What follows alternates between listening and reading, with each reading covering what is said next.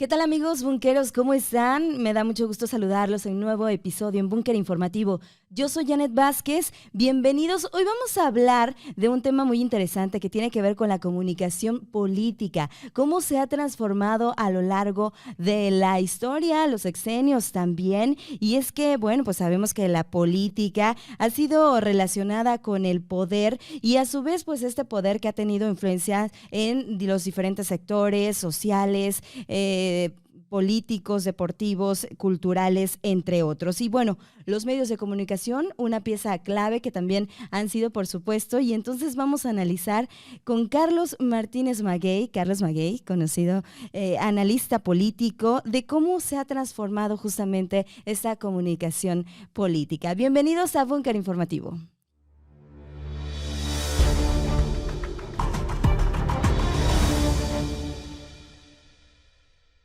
Carlos, ¿qué tal? ¿Cómo estás? Me da mucho gusto saludarte y recibirte aquí en este estudio. Gracias, Janet. Muchas gracias por la invitación. Muy bien, aquí andamos trabajando y visitándolos. Oye, pues ¿por dónde empezamos, verdad? Porque ha sido, pues hay mucha tela de dónde cortar, hay muchas cosas, empezando por el gobierno federal. Y es que, pues, para ti, ¿cómo es que ha ido cambiando? ¿Cómo se ha ido transformando? ¿Cómo ves la actual comunicación política que se está dando desde el gobierno federal? Fíjate que la comunicación ha estado siempre ligada al poder. Siempre ha habido, desde que los medios de comunicación existen, ha habido una forma de tratar de controlarla, de hacerla del modo en que los gobernantes lo desean. Es algo entendible que quieran comunicar a su modo.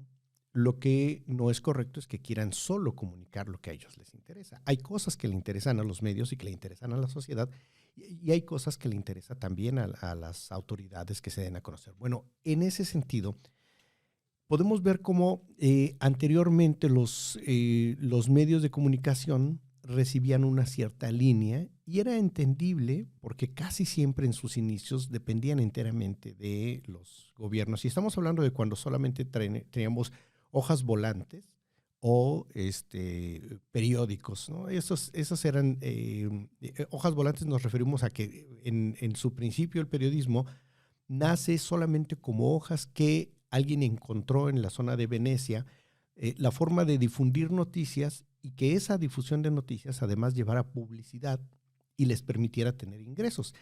Así se crean las primeras hojas volantes en la zona de Venecia, pero de ahí se expande hacia toda Europa y después crece hacia las diferentes partes del mundo ya como un sistema de comunicación. Todo el tiempo con la tentación de las autoridades de imponer su control. Hay que recordar que, por ejemplo, los alemanes, en los tiempos en que todavía eran reinos germanos, no era Alemania propiamente, que se crean los Zeitungen, que eran los periódicos de ese tiempo, también tenían esa misma intención, crear la opinión que a ellos les interesaban. Claro. Y transmitir justo eso, exacto, lo que ellos querían, ¿no? Recordemos también la radio, por ejemplo, cuando inició, que también pues era transmitir los mensajes, aquí hablando, pues en México, transmitir los mensajes del ejército. Los mensajes o de los eventos conmemorativos del gobierno. Y entonces era un medio pues para difundir lo que el gobierno quería. Así es, controlar lo que se decía y sobre todo ya se tenía la idea de que la información era poder. Insisto, los primeros periódicos alemanes tenían la intención de obtener información sobre cómo estaban las cosas en otras partes del mundo, por ejemplo, en términos de sequía, ¿no? Saber que en España había sequía y te podías preparar para que si tenías naranja en otra zona del mundo, podías llevarla hacia la zona de España porque sabías que en España iba a haber mal temporal. Bueno, había mal temporal y iba a haber mala cosecha. Ese tipo de cosas la van aprendiendo a usar los gobernantes y desde luego los empresarios, y siempre hay una forma de tratar de controlarla. También de los mensajes, ya nos lo decías, los logros del gobierno, lo que querían transmitir ellos, iban muy de la mano de los medios de comunicación. Hoy vemos, con el paso de los años vemos la diversificación de los medios, la aparición de los medios electrónicos que tenían una cierta inmediatez, como la televisión, como radio, y los periódicos que tenían la posibilidad de ahondar mucho más, ser de mayor profundidad.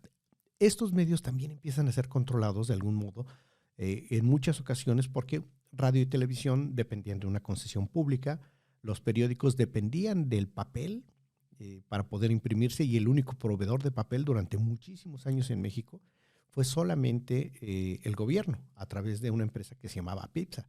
Hoy ya esos asuntos están más que liberados, ¿no? Ya la televisión ya no tiene, aunque siguen dependiendo de una concesión, ya no existen esos controles. Hoy la presión es a través de dos mecanismos. Uno, de la presión pública y política, y dos, de crear sus propios contenidos.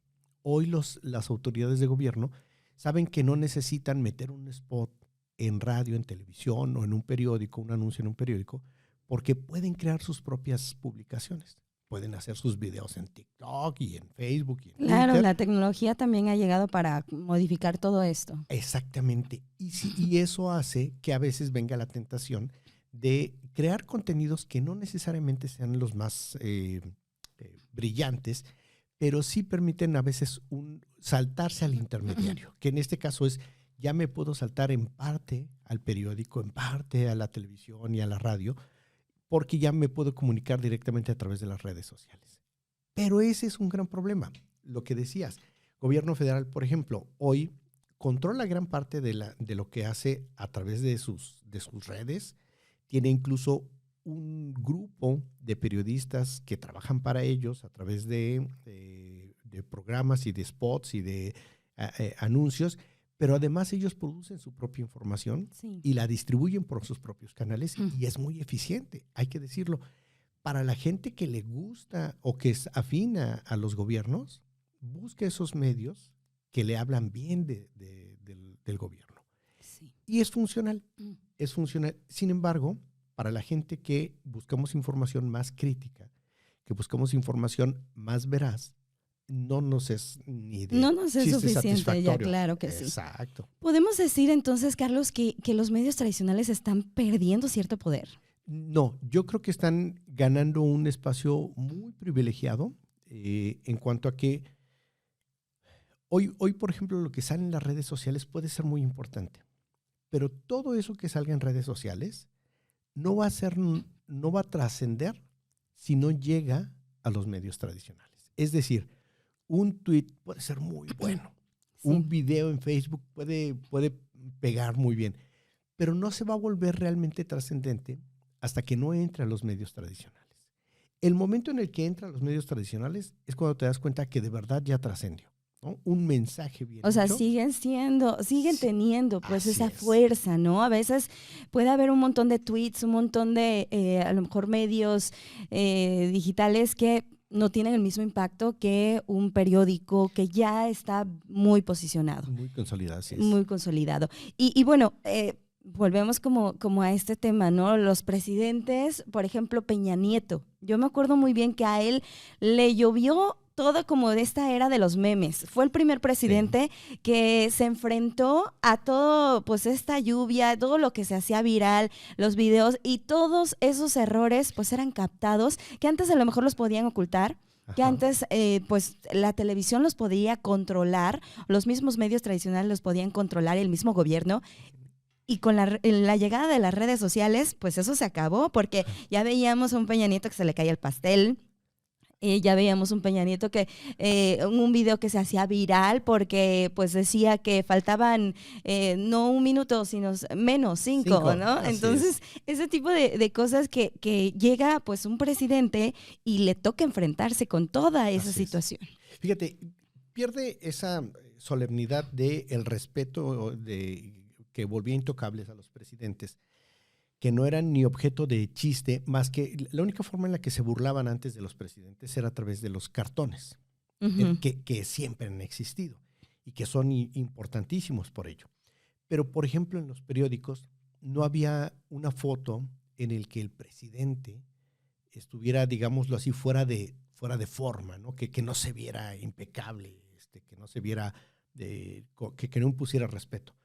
Y uno de los primeros casos en que se da ese rompimiento, bueno, no ese rompimiento, es esa primera forma en la que lo exponen de otro modo, es en una ocasión en que el presidente Zedillo va subiendo a un estrado, atrás del secretario de Salud, era Juan Ramón de la Fuente, y se tropieza el presidente. Y entonces se ve cómo va un tanto hacia abajo y solamente un fotógrafo capta esa foto. Esa imagen. Esa imagen.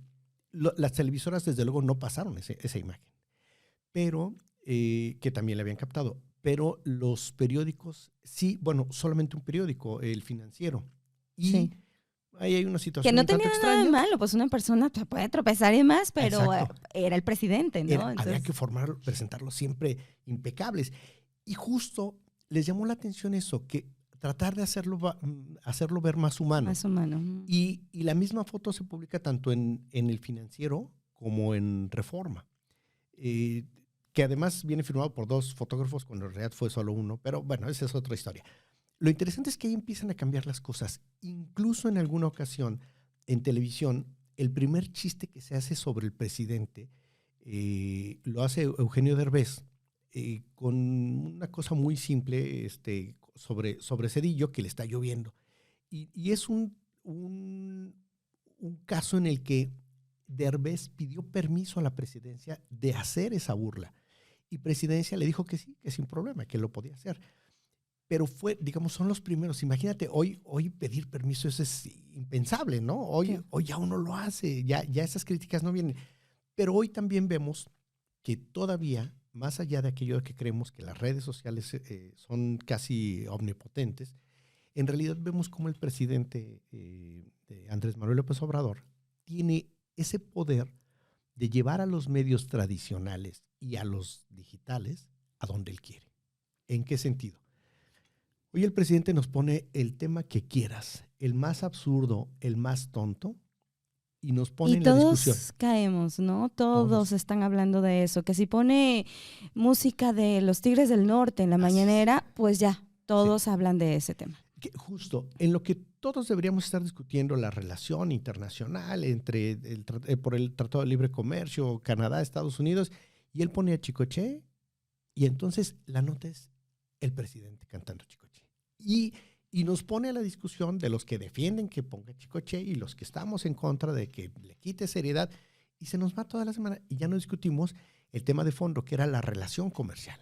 Entonces, a mí me parece que el presidente nos aplica de esas 2 veces a la semana, la que quiera. Claro. Y nos pone siempre un tema que nos distrae de lo que sea. A ver, y eso es lo preocupante, Carlos, porque pues parece que son de repente ocurrencias, de repente también son cosas que quiere como para distraer la atención de lo realmente importante. Y pues mucha gente cae, ¿no? En eso, y entonces es lo que realmente pues es preocupante de esta comunicación que se está ejerciendo desde el gobierno federal. Fíjate, es preocupante, pero el problema es que todos somos conscientes de ello y seguimos cayendo. Es como el que está en una relación de pareja que sabes que tu pareja te está dañando y no la terminas. No le una pones relación un fin. tóxica y ahí sigues. Aquí uno podría decir, bueno, se va a acabar dentro de 2 años y medio, cuando vengan las elecciones y entre el nuevo presidente. Sí, efectivamente va a terminar, tiene una fecha de vencimiento, no lo podemos terminar antes. Sin embargo, sí podríamos cambiar a que ya no le sigamos el juego en sus temas y nos sigamos concentrando en lo importante. Es decir, ya no nos vayamos con el tema de Chicoche, por poner ejemplo, ¿no? Porque todos los días hay un ejemplo distinto. Ya no nos vayamos por el tema de Chicoche, sino vayamos a seguir discutiendo el tema de la relación comercial con estos 2 países, que eso era lo que nos traía a este tema y que nos distrajo el presidente. El tema de seguridad o el tema de la falta de medicamentos o cualquier tema que sí realmente sea importante. Exactamente. El problema es que hoy diríamos que alguien hace muy bien su trabajo en términos de distraernos. Ese equipo que se encarga de la comunicación y que seguramente tiene gran, digamos, decisión ahí mismo, el mismo presidente, que él decide cómo se va, por dónde se va, qué temas se van a meter hoy, qué se va a discutir. Bueno, hacen bien su trabajo porque logran lo que no queremos nosotros, pero que ellos sí, distraernos hacia lo que ellos quieren. Logran que caigamos, ¿no? Siempre en el tema en el que ellos nos aplican aquella de cuando la gente dice, por favor, les quiero pedir que nadie piense en este momento en un elefante. Y claro, todos lo que hacemos es pensar en el elefante, ¿no? y no nos lo podemos sacar de la mente. Y por favor, ese elefante que están pensando, quítenselo de la cabeza y uno no Que no deja sea de... un elefante rosa. Así Y es, ya sí, te imaginaste lo el traes. elefante rosa, ¿no? Exacto. Ujú. Y entonces, justo eso es lo que han logrado ellos. Y hay que decirlo, es malo en términos de lo que le aportan a la sociedad, pero es bueno de acuerdo a sus propias metas. Ellos logran sus metas, aunque eso nos causa un daño en general en la discusión pública. Algo que también vemos muy recurrente, esas ideas de publicistas que confunden la propaganda política con políticas públicas. Así es. Y que luego, o sea, lo ponen como esos megaproyectos que se quedan en simplemente no llevarse a cabo, ¿no? Un ejemplo acá de también en el gobierno de Jalisco, pues todo esto de la refundación o de la nueva constitución que tanto se habló y se prometió y que quedó así como un tema de que se iba a hacer y que se necesitaba y como una propaganda política, pero ¿cuál es la realidad? Pues que no ha pasado. Difícilmente se logran concretar muchas de estas, pero son muy buenos en términos de propaganda. Lo propongo, lo pongo ahí en la discusión. Yo sé que no va a pasar, pero lo pongo. Y entonces Y se lo genera... canto y lo vendo como Así lo es. máximo y la transformación y bueno, todo. Y realmente pues no se lleva a cabo y la gente pues tiene una memoria corta, ¿no? Luego se Claro. nos olvida. Mira, a mí, por ejemplo, no me parecía tan mala la idea de la nueva constitución. Creo que sonaba bien. Crear un constituyente ciudadano era una muy buena idea y creo que a mucha gente le ilusionaba poder hacer algo así. Poder ser parte de ese constituyente sin ser un diputado, sin tener que ser un representante de los partidos políticos, sonaba muy interesante. Poder participar en la creación de un nuevo marco, una nueva Carta Magna, de verdad era muy atractivo. Y sin embargo, a la hora de ver cómo se va desarrollando, se mezclan otras cosas, como por ejemplo el inicio de la pandemia, y terminó cayendo todo, yéndose a la basura el proyecto, y tampoco los vimos que se empeñaran mucho ya en rescatarlo. Como que lo vieron perdido y dijeron, bueno, sale, bye, gracias, ahí en otro sexenio le tocará a otros. ¿Te acuerdas que les preguntaban a los diputados qué era un constituyente o qué significaba? Así es. Y la mayoría no sabía, Así es. pero hablaban del tema y del término y lo vendían también como lo máximo. Y entendemos también la otra parte, ¿no? La pandemia vino a cambiar muchas agendas, pero también como que fue el pretexto perfecto como para que se olvidara como todo aquello que se había prometido y pues no cumplirlo. Así es. Fue un momento en el que incluso se reorientan muchos recursos, porque había mucho dinero que no se podía gastar, porque se tenía que gastar, por ejemplo, en actividades que implicaban la presencia física de gente, de multitudes, y esto ya no iba a suceder, ¿no? Muchos programas se vieron afectados así. Por ejemplo, los proyectos de cultura, que pues entiende uno, ya no puedes tener obras de teatro, no puedes tener presentaciones del ballet, no puedes tener los conciertos de la filarmónica, todo eso lo entiende uno. Y otras actividades de otras áreas similares que sufren el mismo tipo de afectación, y entonces hay recursos que se tienen que reorientar, y se tuvieron que reorientar principalmente a los temas de prevención de la salud. Pero entonces vienen momentos contradictorios que esos los entiendo un poco, ¿no? En términos de comunicación, el gobierno federal de repente salía con una idea, el gobierno del estado con otra, y al final fuimos caminando todos casi hacia la misma dirección, con errores de un lado y del otro, desde luego, con diferencias, pero al final creo que salimos bien librados.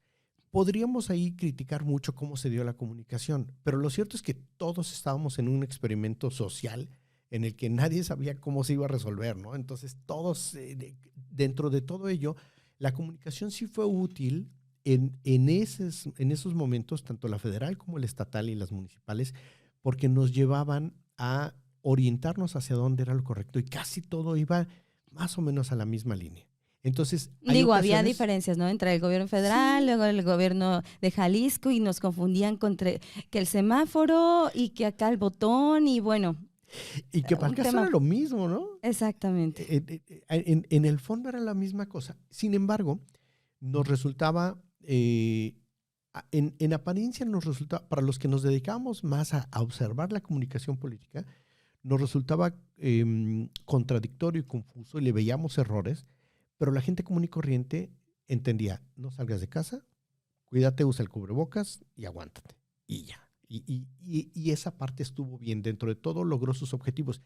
Pero hoy, por ejemplo, tú bien lo decías, los medios de comunicación nos dan, las redes sociales nos dan la oportunidad de que los gobernantes lleven esa comunicación directa y traten de saltarse al intermediario y generar una forma distinta de comunicarse, presentar un personaje más cercano, más como aspira el ciudadano a ver un gobernante. Algunos los quieren lejanos, digamos, hoscos, duros. Otros los prefieren cercanos, cálidos, afables. Es esa creación de un personaje que hoy así se crea a través de la comunicación política, tiene que ser un personaje que sea constante en todos los momentos en que se presenta de algún modo, en redes sociales, en medios de comunicación, en una fiesta, en todo tiene que haber una consistencia en el personaje. Y es justamente ahí donde la comunicación política está marcando la diferencia. Hoy los gobernantes dependen más de su comunicación política para la toma de decisiones que de lo que realmente ayuda a las personas. Les gusta más decidir qué es lo que va a sonar bien que lo que de veras va a ser bien. Exactamente. Y también algo muy real. O sea, la realidad es que pues la política necesita esa comunicación política, pero también la comunicación política no siempre es real, ¿no? Así Siempre es una realidad y es donde, bueno, pues ahí debemos de tener pues ese cuidado y sobre todo pues los que se dedican, los que nos dedicamos a todo este análisis, pues vemos estos puntos, estos aspectos que, bueno, pues ahí están sobre la mesa y que sabemos que, bueno, es un distractor o forma parte ahí como de un discurso vacío, ¿no? Así es. Justo esa parte es quizá el gran reto de quienes se dedican o nos dedicamos a la comunicación política, lograr entender esa diferencia. No es lo mismo comunicar con esencia que comunicar solamente con propaganda. La propaganda efectivamente puede terminar siendo vacía.